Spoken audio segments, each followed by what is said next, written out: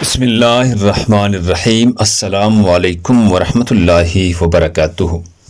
ناظرین گرامی، دشمنوں کے شر کو دور کرنا، جس کی دشمن زیادہ ہو اور ان کی وجہ سے مشکلات ہو رہی ہو یا کسی کام میں کوئی رکاوٹ ڈال رہا ہو، تو اس وظیفہ کی وجہ سے اللہ کے مہربانی سے دشمن ذلیل ہو کر چلا جائے گا۔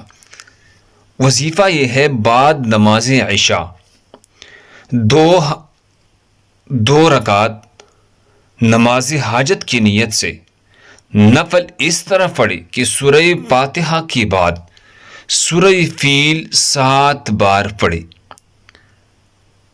سلام پھیرنے کے بعد سورہ کوثر 21 بار، اور وعنت الوجوہ للحی القیوم وقد خواب من حمل ظلما، یہ آیات مبارکہ کو 100 مرتبہ پڑھے، انشاءاللہ دشمن کا فساد اور شر ختم ہو جائے گا۔